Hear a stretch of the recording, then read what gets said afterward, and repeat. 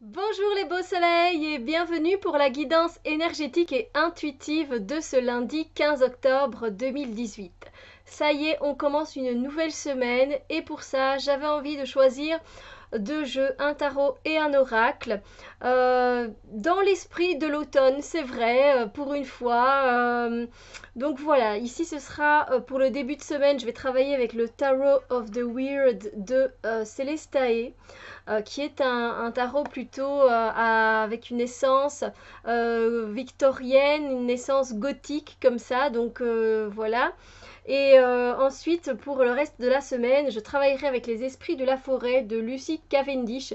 Et là, on est vraiment, du coup, on est plongé dans le, voilà, dans la nature, dans la forêt et tout le petit peuple qui y habite. Donc, c'est très très intéressant. Alors, les reviews évidemment sont faites et elles seront mises en ligne, comme ça vous pourrez voir un peu plus en profondeur les cartes. Mais voilà, maintenant on va commencer pour ce lundi, pour ce début de semaine. J'avoue que les énergies qui vont nous traverser aujourd'hui sont pas les meilleures. On en aura connu des meilleures, effectivement.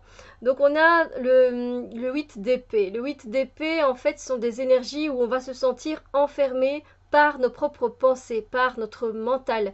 Vous savez bien cet état où voilà, on commence à ruminer, on a d'abord une pensée, puis après une autre, puis une autre, une autre, une autre, et puis ça commence à s'emballer, ça commence à s'enchaîner, et on se retrouve dans un cercle vicieux, mais qui ne nous quitte pas de toute la journée, et c'est très embêtant, pour pas dire autre chose, parce que voilà, on est complètement... c'est comme si on était soumis à ses pensées, et c'est vraiment embêtant en fait, parce qu'on aimerait bien relâcher la pression, arrêter d'y penser, mais notre mental ne fait que mettre de l'huile sur le feu à chaque fois. Donc c'est très très embêtant parce que du coup ça amène de la confusion, on n'a pas l'esprit clair, donc pour prendre des décisions, ce genre de choses, autant vous dire que c'est pas la journée adéquate. Voilà, donc beaucoup de rumination, on va penser à ça, puis à ça.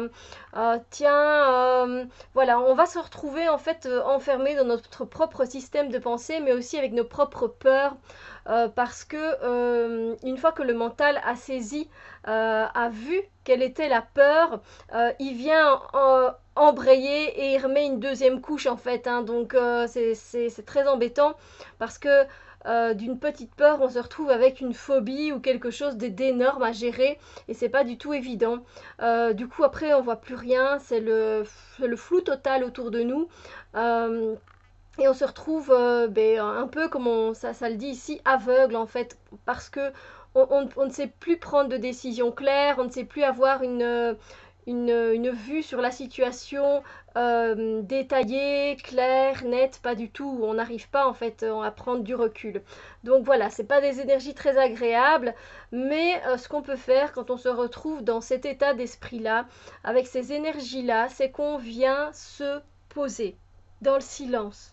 Juste se poser. Voilà, à un moment, ça va finir par se calmer. Mais ce qu'il faut faire, c'est qu'il faut se concentrer sur sa respiration.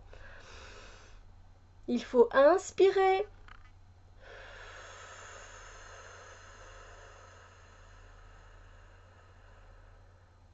et expirer.